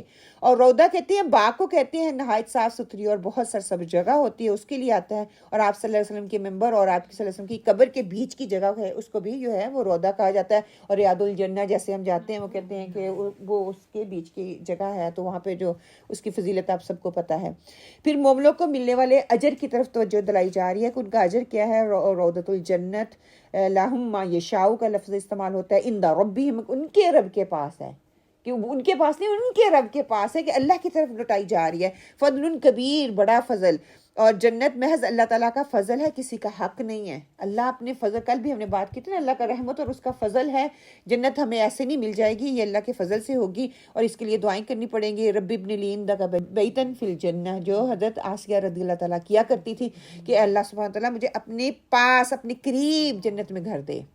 کہ جنت کا گھر ہی نہیں مانگا انہوں نے, قریب اللہ کی قربت مانگی. تو آپ بھی یہ دعا کیا کریں کہ اللہ سبحانہ تعالیٰ ہمیں جگہ دے جنت میں. پھر یہاں پہ کون سے ظالم مراد ہیں نا, وہ ظلم کرنے والے ہیں, وہ کہا گیا ہے کہ وہ ظالم ہیں. پریکٹیکل ہو کے دیکھیں, ساس بہو ایک دوسرے پہ ظلم کر رہی ہیں, وہ مراد ہیں. نند اور بھابھی کر رہی ہیں, وہ مراد ہیں. یہاں پہ درانی جٹھانی کر رہی ہیں, وہ مراد ہیں, یا حکمران ہیں. نہیں کہتے ہیں کہ اس کا مطلب پچھلی آیت سے ہے, جو اس سے پچھلے والی آیت ہے, پہلے والی آیت, کہ اللہ کے نام پر وہ اللہ کے ساتھ وہ شریک جو ٹھہراتے تھے, اس کے حوالے سے یہاں پہ بات کی جا رہی ہے کہ یہ ظلم کے نام میں آتا ہے. اور دین کا نام لے کر لوگوں کو دین نہ دینا, یہ ظلم ہے. ٹھیک ہے, حق والوں کو حق سے محروم رکھنا, یہ ظلم ہے. اور جو کسی کے لیے صحیح بات کر سکتا ہے اس بات کو نہ کرنا, یہ ظلم ہے. کسی کے پاس علم ہے اور علم ہوتے ہوئے دوسروں کو نہ دینا, یہ ظلم ہے. مطلب many more you can say that, جو کسی کا حق ہے اس کو نہ دینا وہ ظلم میں آ جاتا ہے. اور قیامت والے دن اللہ سبحانہ تعالیٰ کہیں گے کہ اپنی کمائیوں سے ڈرو. یہ سب سے بڑی ڈرنے والی بات ہے کہ وہ اس دن قیامت والے دن سے نہیں وہ ڈریں گے, وہ سانپ بچھو سے نہیں ڈریں گے. کہتے ہیں یہاں تک کہ وہ پولیس راج سے بھی نہیں ڈر رہے ہوں گے, وہ اللہ سے بھی نہیں ڈر رہے ہوں گے, کیونکہ پتہ ہے میں ساتھ میں کیا لے کے آیا ہوں. میرے اعمال جو ہے وہ اپنے اعمال سے خود ہی ڈر رہے ہوں گے اس وقت. استغفر اللہ. کہ ایک تو ہے نا کہ مومن جو ہوگا نیک اعمال کرے گا اور پھر اللہ کے سامنے کھڑا ہو کے تھر تھرائے گا, کانپے گا کہ میرے اعمال قبول ہوئے کہ نہیں ہوئے. وہ غلط کام کرنے والے کو پتہ چل جائے گا اس وقت یہ میرے غلط کام ہے, غلط اعمال ہے, وہ اپنے اعمال سے ہی ڈرے گا. تو بھی کہنے پڑھ, اللہ سبحانہ وتعالی پڑھ اپنے اعمال, دیکھ ان کو ذرا تو کیا لے کے اپنے ساتھ آیا ہے. مما کسبوا کا لفظ استعمال ہے, کیا کمائی کر کے لے کے آیا ہے. اپنا وقت کہاں پہ ضائع کیا, اپنی صلاحیں کہاں پہ ضائع کی, اپنا دن سارا دن کہاں پہ گزارا. اپنے مال کی گندگی وہ دیکھ رہے ہیں, کیونکہ مجھے پتہ ہے نا میں کون سے مال لے کے آؤں اور کتنے گندے ہیں, ان میں کتنی پیورٹی ہے اور کس اخلاص کے ساتھ میں نے کیے ہیں, کہ اللہ کے سامنے میں کیا پیش کرتا رہا ہوں. حدیث کا مفہوم ہے مومن جب چھوٹا گناہ کرتا ہے تو اس کو ایسے لگتا ہے کہ وہ ایک پہاڑ اس کے پاس آیا اور آ کے اس کے سر پہ مار دیا گیا ہے, کہ چھوٹا سا گناہ جو مومن کرتا ہے اور وہ پہاڑ اٹھے گا اور اس کے سر پہ گرا دیا جائے گا. مطلب کہ چھوٹے سے گناہ سے وہ ڈر جاتا ہے. اس کے برعکس منافق گناہ کر کے یوں ہٹ درم ہوتا ہے جیسے ناک پر مکھی بیٹھی اور اس کو اڑا دیا, فکر ہی نہیں ہوتی. کل آئے گی تو دیکھا جائے گا, حساب کتاب کس نے دیکھا, وہاں دیکھا جائے گا کیا ہوگا, کہ کسی کو کیا پتہ, اللہ بڑا غفور الرحیم وہ معاف کر دے گا. نہیں, ہم اپنے آپ سے یہاں پہ پوچھیں, اپنے اندر جھانکیں اور دیکھیں کہ ہمارے گناہوں کا معاملہ کیسا ہے. مجھے پتہ ہے میں کتنے فلتھی, کتنے گندے, کتنی گندی ذہنیت کی مالک ہوں. میں باہر کتنی اچھی نظر آ رہی ہوں, اندر میرے کیا ہے. میرے علاوہ اور اللہ کے علاوہ کوئی نہیں جانتا, تیسرے بندے کو علم بھی نہیں ہو سکتا. اور اپنا آئینہ میں خود ہوں. اپنا شروع والے لیسن کو دیکھ لیں کہ آئینہ میں نے خود صاف کرنا ہے. جب تک میں اپنے ریفلیکشن میں اپنے آپ کو دیکھوں گی نہیں, اپنے اندر جھانکوں گی نہیں, میں اپنی صفائی نہیں کر سکتی. انشاءاللہ یہاں پہ ہم بریک لیتے ہیں, اپنا نفل پڑھ لیں تو پھر اگلی آیات کو انشاءاللہ تعالی ہم پڑھ لیں گے. باللہ من الشیطان الرجیم. اعوذ باللہ من الشیطان الرجیم. بسم اللہ الرحمن الرحیم. بسم اللہ الرحمن الرحیم. استغفر اللہ الذی لا الہ استغفر اللہ الذی لا الہ الا هو الحی القیوم الا هو الحی القیوم واتوب الیہ. واتوب الیہ. میں اللہ سے معافی مانگتی ہوں جس کے سوا کوئی معبود نہیں, وہ زندہ جاوید اور قائم ہے,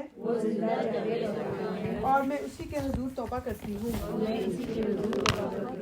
رب اغفر وارحم رب اغفر وارحم وانت خیر الراحمین. وانت خیر الراحمین.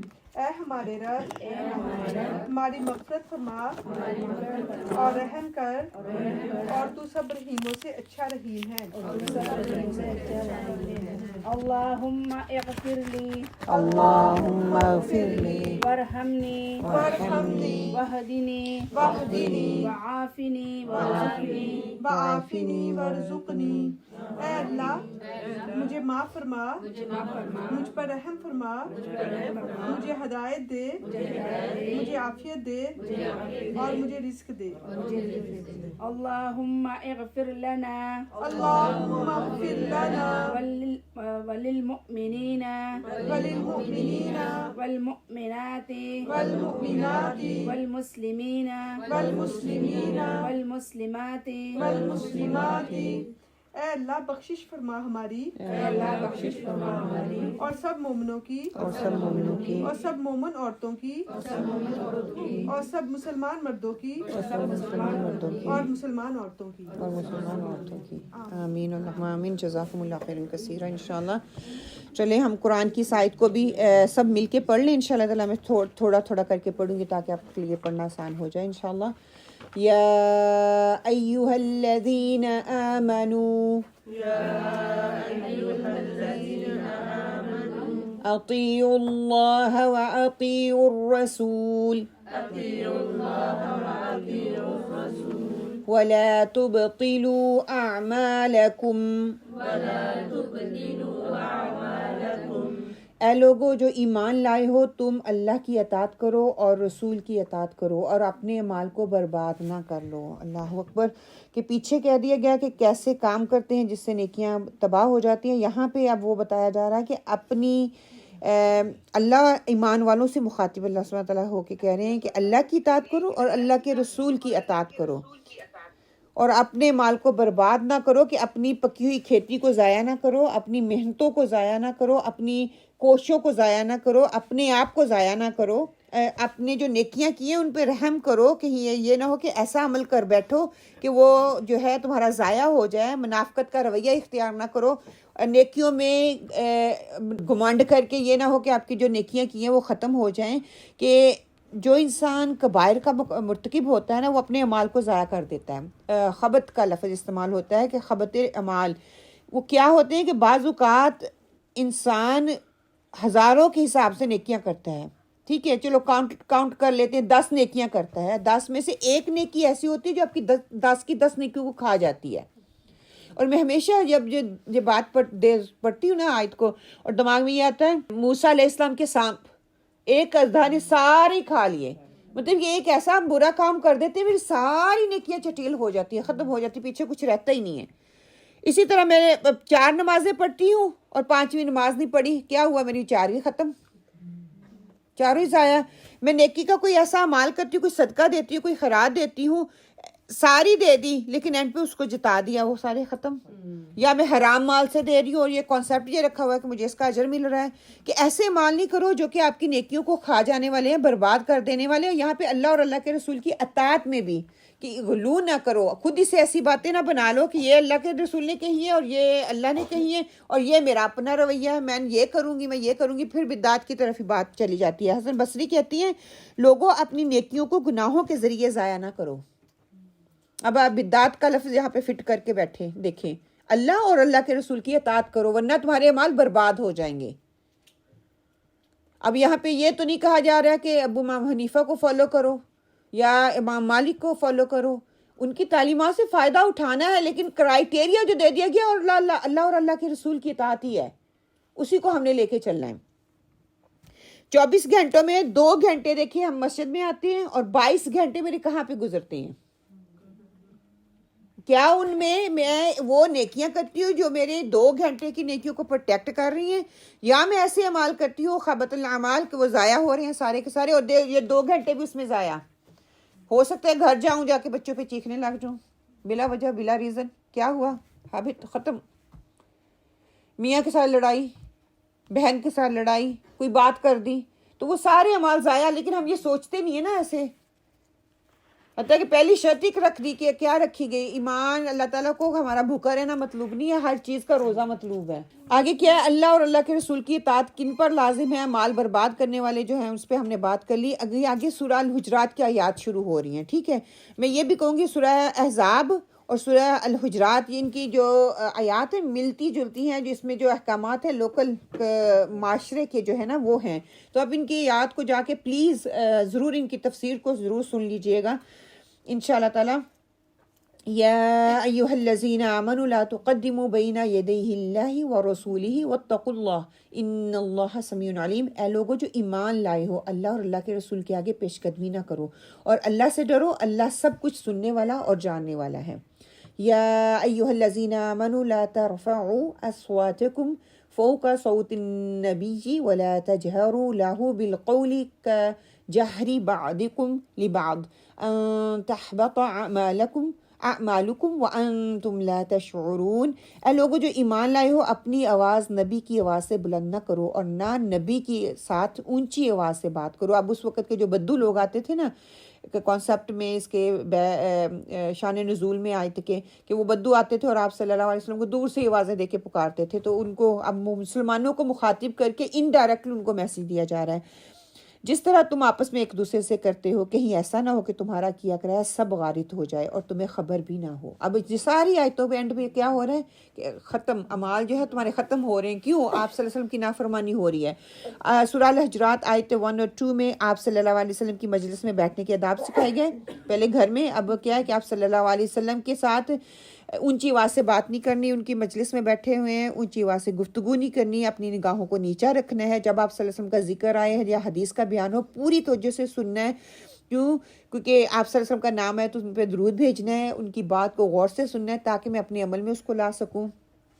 دین کے معاملے میں اپنی سمجھ اور رائے کو ترجیح نہیں دینی، میرا خیال ہے ایسے نہیں ایسے ہو جانا چاہیے، میرا دل یہ چاہ رہا ہے، یا فلاں نے مجھے بتایا ایسے کر لو گے تو اس کا یہ فائدہ ہے، یہ کر لو گے تو اس کا یہ فائدہ ہے۔ اللہ اور رسول صلی اللہ علیہ وآلہ وسلم نے جو بتایا وہ اس کو ترجیح دینی ہے، نہ کہ میں نے اپنی رائے کو ترجیح دینی ہے۔ بدعات کی ایجاد نہیں کرنی، جو بھی کام آپ کریں اجازت ہے، اگر وہ دین اور آپ صلی اللہ علیہ وسلم کی سنت سے نہیں ٹکرا رہا تو کریں، آپ کو اس کا اجر ملے گا انشاءاللہ۔ اگر کہیں بھی تھوڑا سا نقطہ بھی آتا ہے نا، ایسے نہیں، اگر ایسے ہوا یا ڈاؤٹ آتا ہے تو پلیز اس کو ویری کیئرفل، اس کو ثواب سمجھ کے، وظیفہ سمجھ کے، یا کسی بابا جی یا کسی مولوی کا یا کسی اسکالر کا وظیفہ سمجھ کے کرنا نہ شروع کر دیں۔ یہ نہ ہو کہ وہ آپ سے سنت کو چھین لے۔ ہو سکتا ہے میں وظیفوں میں پڑھ کے جو سنت ہے آپ صلی اللہ علیہ وسلم کی اس کو چھوڑ دوں، لا الہ الا اللہ کلمہ پڑھنا چھوڑ دوں، میں سبحان اللہ و بحمدہ سبحان اللہ العظیم کہنا چھوڑ دوں اور وظیفے کے پیچھے پڑ جاؤں، تو سنت پیچھے ہوگی نا، تو سنت تو ہمیں واضح آتی ہے، لیکن سنت کو میں پیچھے کروں گی اور وہ چیزیں آگے آ جائیں گی۔ سبحان اللہ، یہ شیطان کا جو ہے ایک طریقہ کار ہے جو ہمیں نعوذ باللہ ہماری نیکیوں کو ختم کرواتا ہے۔ پھر اپنی مرضی سے کوئی فتویٰ نہیں دینا، میرا یہ خیال ہے، میرا یہ خیال ہے، ٹھیک ہے۔ فتویٰ دینے والے جو ان کا اپنا ایک نالج ہے، ایک اپنی فیلڈ ہے، قرآن کی ہے، وہ سنت کی ہے، وہ فتویٰ دیتے ہیں، وہ سارے متفق ہو کے وہ اجتہاد کرتے ہیں، پھر فتویٰ دیا جاتا ہے۔ ماحول کو، ہر چیز کو سامنے رکھ کے ہر کوئی انسان فتویٰ نہیں دے سکتا۔ پھر اگلی آیت ہے آیت نمبر 6 میں، سورہ حجرات ہی کی آیت نمبر 6 ہے، یا ایھا الذین آمنوا ان جاءکم فاسق بنبأ فتبینوا ان تصیبوا قوما بجہالۃ فتصبحوا علی ما فعلتم نادمین۔ اے لوگو جو ایمان لائے ہو، اگر کوئی فاسق تمہارے پاس کوئی خبر لے کر آئے تو تحقیق کر لیا کرو، کہیں ایسا نہ ہو کہ تم کسی گروہ کا نادانستہ نقصان پہنچا بیٹھو اور پھر اپنے کیے پر پشیمان ہو جاؤ۔ اب یہاں پہ جو ہے بات کو دوسروں تک پہنچانا، کہ اگر کوئی آپ کو کہتا ہے یہ کام کر لو، یہ کام کر لو، کیا ہے اس کے لیے پہلے تصدیق کر لو، اس کی تسلی کر لو، پھر اس کو کرنے کے لیے تیار ہو۔ سورہ اب اگلی آیت جو ہے اس میں بتایا جا رہا ہے، یا ایھا الذین آمنوا اذا تناجیتم فلا تتناجوا بالاسم والعدوان ومعصیۃ الرسول وتناجوا بالبر والتقوی واتقوا اللہ الذی الیہ تحشرون۔ اے لوگو جو ایمان لائے ہو، جب تم آپس میں پوشیدہ بات کرو تو گناہ و زیادتی اور رسول صلی اللہ علیہ وسلم کی نافرمانی کی باتیں نہیں بلکہ نیکی اور تقوی کی باتیں کرو، اور اللہ سے ڈرتے رہو جس کے حضور تمہیں حشر میں پیش ہونا ہے۔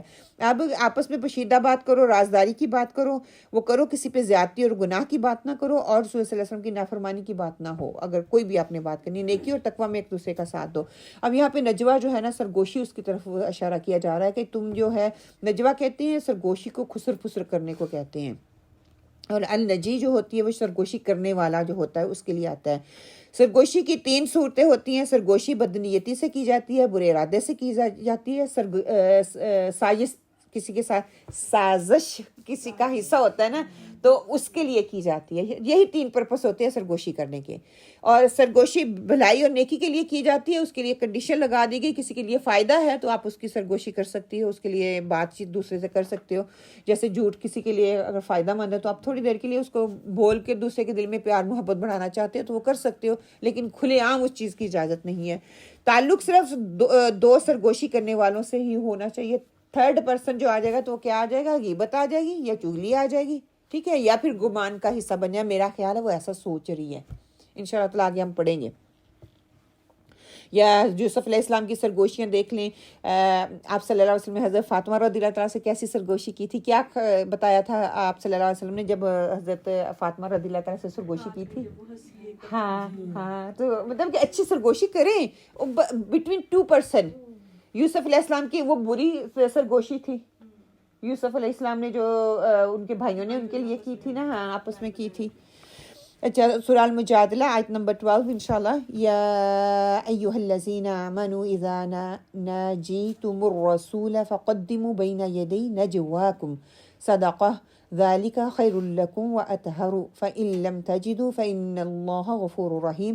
اے لوگو جو ایمان لائے ہو، جب تم رسول سے تخلیہ میں بات کرو یعنی کہ تنہائی میں بات کرو تو بات کرنے سے پہلے کچھ صدقہ دے دو. اب وہی بات وہ جو دور دور سے پکار رہے تھے نا، تو اب ان کو کیا کہ صدقہ رکھ دیا گیا. جب بھی آپ صلی اللہ علیہ وسلم کو پکارنا ہے، جب ملنے کی ملاقات کرنی ہے تو وہ پہلے صدقہ دیں. تھوڑی دیر کے لیے ہوا تھا، خیر حضرت عمر کہتے ہیں کہ میں ہی واحد تھا جو کہ آپ صلی اللہ علیہ وسلم سے بات کرنے کے لیے میں نے صدقہ دیا. پھر اس کے بعد اس حکم کو ہٹا دیا گیا تھا کیونکہ لوگوں کے لیے مشکل تھا، ان کو سمجھ آ گئی، سمجھانا مقصد تھا. یہ تمہارے لیے بہتر اور پاکیزہ تر ہے، البتہ تم صدقہ دینے کے لیے کچھ نہ پاؤ تو اللہ غفور الرحیم ہے، اللہ تعالیٰ معاف فرما دیں گے. آپ صلی اللہ علیہ وسلم سے بات چیت سے پہلے صدقہ کرو. پھر حکم کا پس منظر یہی تھا جو میں نے ابھی آپ کے سامنے پیش کر دیا. منافقین کے طرز عمل کی حوصلہ شکنی کی جا رہی تھی کیونکہ ان کا جو طریقہ کار تھا وہ درست نہیں تھا. کوئی اس حکم پر عمل کر پایا؟ بہت کم لوگ تھے جس میں صرف اور صرف حضرت عمر کا نام آتا ہے، انہوں نے کیا. لیکن اس سے پہلے کہ کوئی اس پہ حکم کر پاتا، پہلے سے یہ حکم جو ہے وہ منسوخ کر دیا گیا. پھر سورہ ممتحنہ کا آیت نمبر 10 ہے جو آپ کے سامنے اب رکھنے جا رہی ہوں انشاءاللہ. بسم اللہ الرحمن الرحیم. یا ایھا الذین آمنوا اذا جاءکم المؤمنات مہاجرات فامتحنوہن اللہ اعلم بایمانہن فإن علمتموهن مؤمنات فلا ترجعوهن إلى الكفار لا هن حل لهم ولا هم يحلون لهن وآتوهم ما أنفقوا ولا جناح عليكم أن تنكحوهن إذا آتيتموهن أجورهن ولا تمسكوا بعصم الكوافر واسألوا ما أنفقتم وليسألوا ما أنفقوا ذلكم حكم الله يحكم بينكم والله عليم حكيم. اے لوگو جو ایمان لائے ہو، جب عورتیں ہجرت کر کے تمہارے پاس آئیں تو ان کے مومن ہونے کی جانچ پڑتال کر لو، اور ان کے ایمان کی حقیقت اللہ ہی بہتر جانتا ہے. پھر جب تمہیں معلوم ہو جائے کہ وہ مومن ہیں تو انہیں کفار کی طرف واپس نہ کرو، نہ وہ کفار کے لیے حلال ہیں اور نہ کفار ان کے لیے حلال ہیں. ان کے کافر شوہروں سے جو مہر ان کو دیے تھے وہ انہیں پھیر دو، اور ان سے نکاح لینے میں تم میں کوئی گناہ نہیں جبکہ تم ان کے مہر ان کو ادا کر دو. اور تم خود بھی کافر عورتوں کو اپنے نکاح میں نہ روکے رکھو. جو مہر تم نے اپنی کافر بیویوں کو دیے تھے وہ تم واپس مانگ لو، اور جو مہر کافروں نے اپنی مسلمان بیویوں کو دیے تھے انہیں واپس مانگ لیں. یہ اللہ کا حکم ہے، تمہارے درمیان فیصلہ کرتا ہے. اللہ بڑا ہی حکیم اور علیم ہے، علم رکھنے والا ہے. اب یہ بتایا جا رہا ہے کہ مومن اس وقت ہجرت کے موقع کی بات ہے کہ لوگ آ رہے تھے، اگر وہ عورتیں آ رہی ہیں ان کی جانچ پڑتال کر لو. اگر تو وہ مومن ہے، پکی مسلمان ہو گئی ہیں، تو وہ کیا ہے کہ پھر ان کا نکاح جو ہے وہ ٹوٹ چکا ہے نا. نان مسلم کے ساتھ جو ہے، کافروں کے ساتھ، وہ آپ کے نکاح میں آ جائیں گے. آپ ان کے لیے حق مہر جو ہے ڈیسائیڈ کریں اور اپنے نکاح میں لے آئیں. اگر وہ یہ تھا کہ کئیوں کی عورتوں نے ہجرت کی تھی، کئیوں کی مردوں نے ہجرت کی تھی، تو جن کے پیچھے رہ گئے ہیں وہ کافر تھے، ان کا نکاح ٹوٹ گیا، وہ مسلمان عورتوں سے کریں. اور جو مسلمان عورتیں آ گئی تھیں ان کے نکاح پچھلے مردوں سے ٹوٹ گئے، وہ ان کا مہر ان کو واپس کر لیں، اور جو ہے نئے مسلمان لوگ جو ہیں ان سے نکاح کر لیں. ہجرت کرنے والوں کی اقسام بتا دی گئی. شوہر اور بیوی دونوں مسلمان اور ہجرت کر کے وہ مدینہ آ گئے تو ٹھیک ہے. شوہر مسلمان ہے، مدینہ میں ہے، بیوی کافر ہے تو وہ مکہ میں ہے، تو ان کو کیا ہے، ان کا متبادل بتا دیا گیا. بیوی مسلمان ہے، مدینہ میں ہے، شوہر کافر ہے، مکہ میں ہے، تو اس کا متبادل بتا دیا گیا. اور آپ صلی اللہ علیہ وسلم کا عورتوں کو واپس کرنے سے انکار کہ اگر وہ مسلمان ہیں واپس جائیں گے تو ان کا ایمان جو ہے وہ خطرے میں ہو جائے گا، تو ان کو اپنے پاس ہی رکھنا ہے. پھر ان کو مہر جو ہے وہ واپس کرنے ہے. سورہ الممتحنہ کی آیت نمبر 13 کیا ہے کہ یا ایھا الذین آمنوا لا تتولوا قوما غضب اللہ علیہم قد یئسوا من الآخرۃ کما یئس الکفار من اصحاب القبور. اے لوگوں جو ایمان لائے ہو، ان لوگوں کو دوست نہ بناؤ جن پر اللہ نے غضب فرمایا ہے، جو آخرت سے اسی طرح مایوس ہیں جس طرح قبروں میں پڑے ہوئے کافر مایوس ہیں. استغفر اللہ. یا ایھا الذین آمنوا اذا نودی للصلاة من یوم الجمعہ فَاسْعَوْا إِلَى ذِكْرِ اللَّهِ وَذَرُوا الْبَيْعَ ذَلِكُمْ خَيْرٌ لَكُمْ إِن كُنتُمْ تَعْلَمُونَ۔ اے لوگو جو ایمان لائے ہو، جب پکارا جائے نماز کے لیے جمعے کے دن تو اللہ کے ذکر کی طرف دوڑو اور خرید و فروخت چھوڑ دو، یہ تمہارے لیے زیادہ بہتر ہے اگر تم جانو تو۔ اب یہ ایمان والوں کو کہا جا رہا ہے جمعے کے دن کی فضیلت بتاتے ہوئے، جمعہ جو ہے پتہ ہے نا کہ مردوں پہ فرض ہے، عورتوں پہ فرض نہیں ہے۔ اگر عورتوں کے پاس سہولت ہے وہ آ کے پڑھنا چاہتی ہیں تو وہ پڑھ سکتی ہیں، ان کو اتنا ہی اجر ملے گا جتنا مردوں کے لیے، لیکن مردوں کے لیے فرض نہیں ہے۔ ان الذین آمنوا وعملوا الصالحات اولئک هم خیر البریہ، جو لوگ ایمان لے آئے ہیں اور جنہوں نے نیک عمل کیے وہ یقیناً بہترین خلائق میں سے، ان کا اخلاق جو ہے وہ بہترین ہے۔ تو برعکس یہاں پہ لفظ استعمال ہوا ہے کسی چیز کی عدم سے وجود میں لانے کے لیے استعمال ہوتا ہے۔ ہر وہ چیز جو وجود رکھتی ہو بریہ میں شامل ہوتی ہے، پوری مخلوق، ساری کائنات، زمین و آسمان وغیرہ، یہ ساری کی ساری وہ مخلوق میں آ جاتی ہیں۔ ایمان والوں کے 3 درجے بتا دیں گے، ان کے لیے 3 بشارتیں جو ہیں، بڑی بشارتیں، وہ بتا دی گئی کہ وہ مخلوق میں سے بہترین مخلوق ہوں گے، وہ ان کے لیے ہمیشگی کے باغات ہیں جو کہ جنت ہے، اور اللہ کی رضا ان کو حاصل ہو جائے گی، اللہ ان سے راضی ہو جائیں گے۔ وَرِضْوَانٌ مِّنَ اللَّهِ اکبر، سورہ توبہ میں آتا ہے کہ اور اللہ کی رضامندی سب سے بڑی چیز ہے۔ جب اللہ تعالیٰ خوش ہو جائے گا، راضی ہو جائے گا تو ہر چیز ہی مل جائے گی۔ اب سورہ الحجرات کی آیات آ رہی ہیں جو کہ میں ریلی چاہوں گی کہ آپ گھر جا کے پلیز ان کو ضرور، ان کی تفسیر ضرور سن لیجئے گا، ٹھیک ہے۔ سورہ حجرات آیت نمبر 11، یا ایہا الذین آمنوا لا یسخر قوم من قوم عسى ان یکونوا خیرا منهم ولا نساء من نساء عسى ان یکن خیرا منهن ولا تلمزوا انفسکم ولا تنابزوا بالالقاب بئس الاسم الفسوق بعد الایمان ومن لم یتب فاولئک هم الظالمون۔ اے لوگوں جو ایمان لائے ہو، نہ مرد دوسرے مردوں کا مذاق اڑائیں، ہو سکتا ہے کہ وہ ان سے بہتر ہوں، اور نہ عورتیں دوسری عورتوں کا مذاق اڑائیں، ہو سکتا ہے کہ وہ ان سے بہتر ہوں۔ آپس میں ایک دوسرے پر طعن نہ کرو اور نہ ایک دوسرے کو برے القاب سے یاد کرو۔ ایمان لانے کے بعد فسق میں نام پیدا کرنا بہت بری بات ہے، اور جو لوگ اس روش سے باز نہ آئے وہی ظالم ہیں۔ اب معاشرتی آداب سکھائے جا رہے ہیں، لوگوں کے ساتھ کس طرح سے ہم نے بات کرنی ہے، ان کو کس انداز سے دیکھنا ہے، ان کے ساتھ کس طرح سے معاملات رکھنے ہیں، کسی کا مذاق نہیں اڑانا، کسی کے اوپر طعن زان نہیں کرنی، برے القاب سے نہیں پکارنا۔ اس کی مثالیں میں ڈھیروں ڈھیر دے سکتی ہوں، وقت کی کمی کی وجہ سے میں اتنی ڈیٹیل میں نہیں جا رہی، اس لیے آپ سے کہہ رہی ہوں کہ آپ پلیز اس کو گھر جا کے ضرور پڑھ لیجئے گا۔ انشاءاللہ میں دیکھتی ہوں اگر کنکلوڈ کر سکی سارے ٹاپک کو ایک ہی دفعہ۔ ہاں نے ٹاپک کیا، ہاں پورا ٹاپک کور کیا ہوا ہے اس پہ۔ ایمان لانا اور فسق میں نام پیدا کرنا کہ ہم ایمان والے کہہ رہے ہیں لیکن یہ ساری کام کر کے دوسروں کا مذاق اڑا رہے ہیں، دوسروں پہ طعنہ زنی کر رہے ہیں، دوسروں کو برے القاب سے پکار رہے ہیں، تو کیا یہ فسق فساد ہے؟ تو اپنا نام فساد والوں میں نہ کرو۔ اسی طرح سورہ حجرات آیت نمبر 12 میں آتا ہے، یا ایھا الذین آمنوا اجتنبوا کثیرا من الظن ان بعض الظن اثم ولا تجسسوا ولا یغتب بعضکم بعضا أَيُحِبُّ أَحَدُكُمْ أَن يَأْكُلَ لَحْمَ أَخِيهِ مَيْتًا فَكَرِهْتُمُوهُ وَاتَّقُوا اللَّهَ إِنَّ اللَّهَ تَوَّابٌ رَحِيمٌ۔ اے لوگو جو ایمان لائے ہو، بہت گمان کرنے سے پرہیز کرو کہ بعض گمان گناہ ہوتے ہیں۔ تجسس نہ کرو اور تم میں سے کوئی کسی کی غیبت نہ کرے۔ کیا تمہارے اندر کوئی ایسا ہے جو میرے مرے ہوئے بھائی کا گوشت کھانا پسند کرے؟ دیکھو تم خود اس سے گن کھاتے ہو، اللہ سے ڈرو، اللہ بڑا توبہ قبول کرنے والا اور رحم کرنے والا ہے۔ اب سورہ حجرات کی روشنی میں معاشرے کی اصلاح کس طرح سے ضروری ہے، تھوڑی سی بات میں یہ کروں گی۔ فتبینوا کہ خبر کی خوب تحقیق کر لیا کرو۔ یہ بات ہوئی کہ خبر دینے لگو، کوئی حدیث فارورڈ کرنے لگو، کوئی میسج فارورڈ کرنے لگو، آپ کو اچھا لگ رہا ہے اس کی تصدیق کر کے کرو۔ کسی نے کوئی بات کسی کے بارے میں اچھی یا بری کہہ دی، پہلے تصدیق کرو یہ بات ہے۔ کسی نے کوئی میسج بھیج دیا، جیسے کل مجھے کسی کا میسج آیا، فلاں جی پی ہے، وہ یہ کہتی ہے کہ پیراسیٹامول ہے اور اس پہ یہ لوگو بنا ہوا ہے، اس کو نہ کھاؤ، پتہ نہیں اس کے اندر انہوں نے کیا چیز ڈالی ہوئی ہے، ٹھیک ہے۔ اب میں نے وہ اپنی نیس کو بھیجا، اس دس اتھینٹک، اس ریئل ہے، یہ کہاں سے خبر آئی اللہ عالم۔ وہ کہتی خلا I have never heard about this medicine۔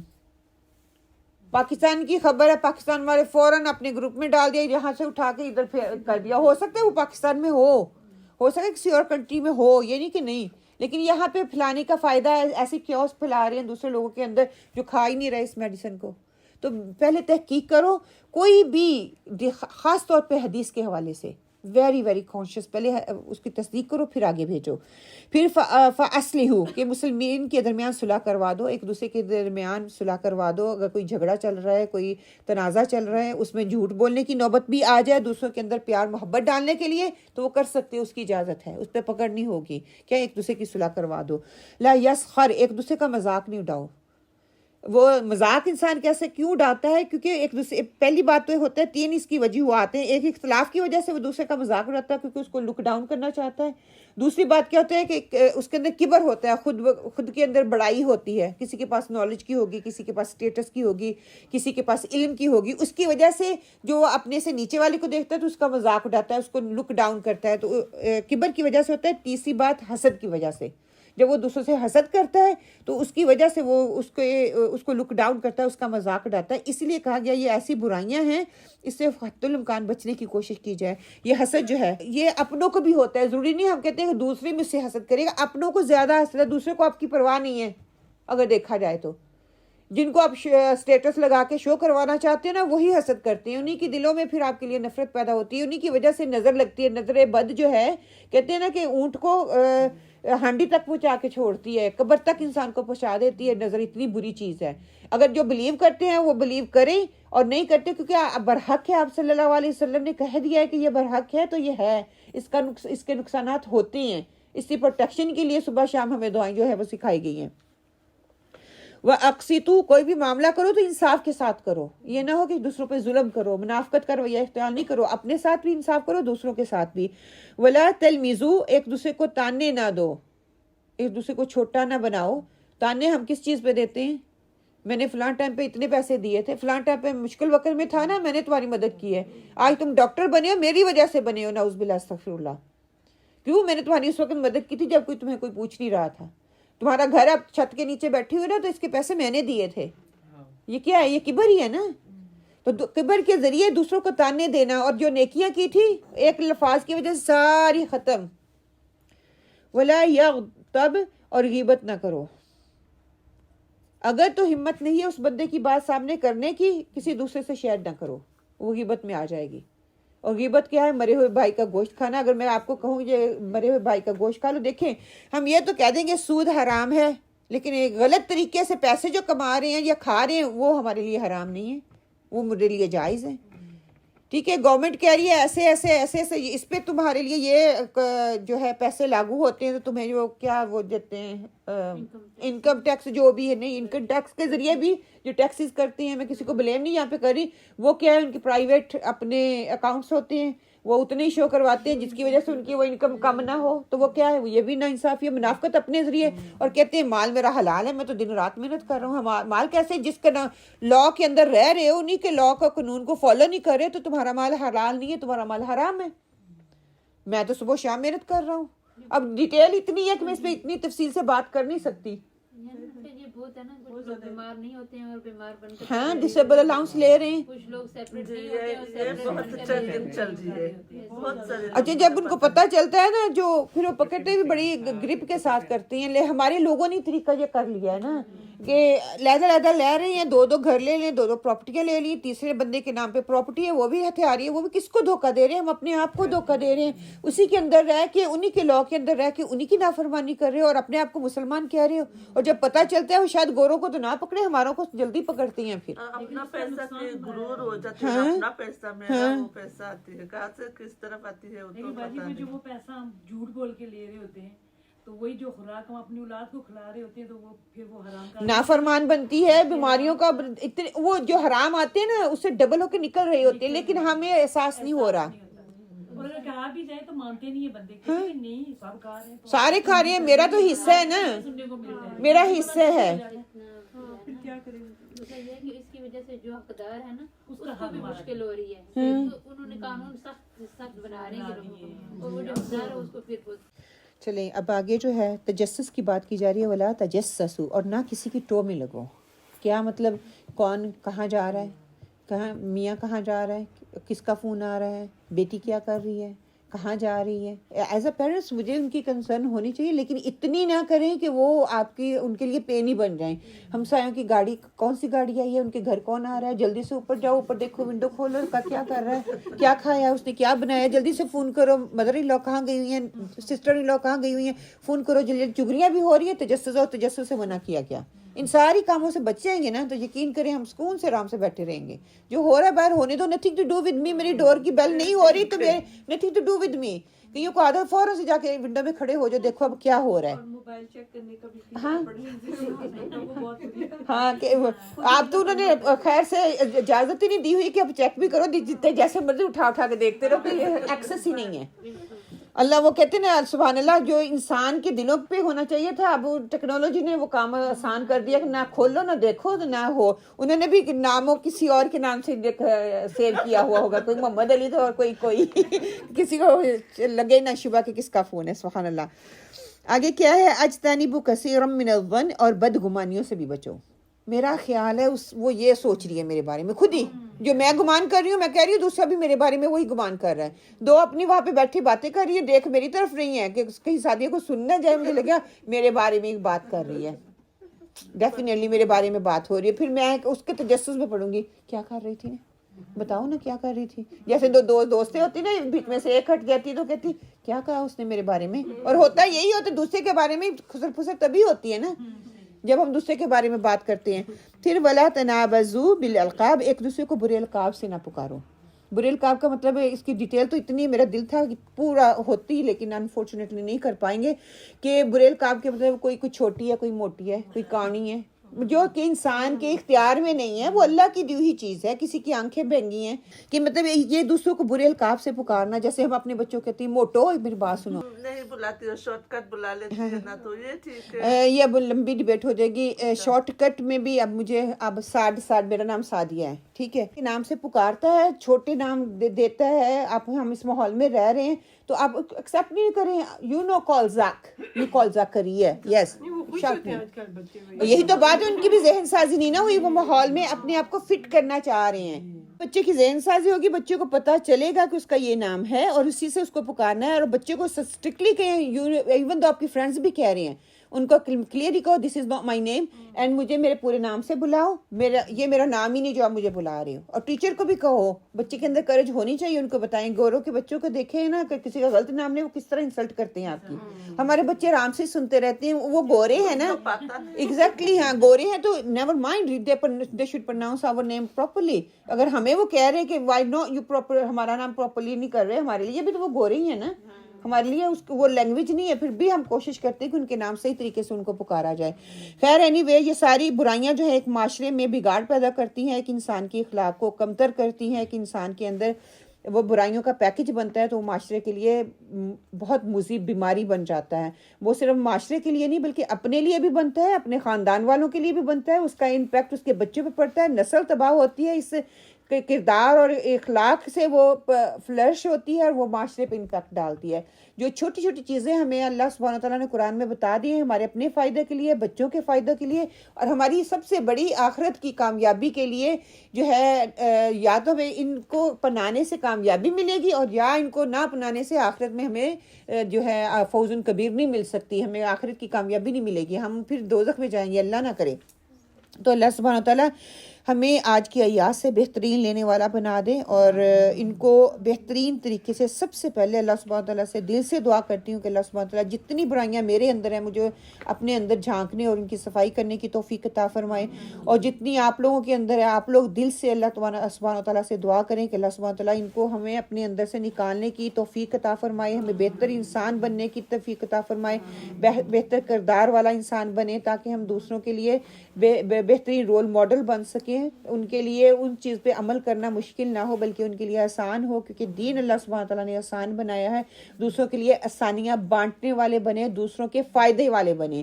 اور دوسروں کے لیے فائدہ مند میں تبھی بنوں گی جب میں اپنے لیے پہلے اپنی ذات کے لیے فائدہ مند بنوں گی، تو پھر میں دوسروں کے لیے فائدہ مند بنوں گی.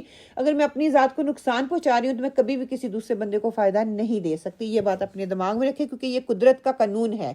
یہ فطرت کا قانون ہے، جب میں فطرت کے قانون کے خلاف جاؤں گی میں کبھی کسی کو فائدہ نہیں دینے والی بنوں گی۔ تو اللہ سبحانہ تعالیٰ ہماری ان چھوٹی چھوٹی کوششوں کو قبول فرمائے۔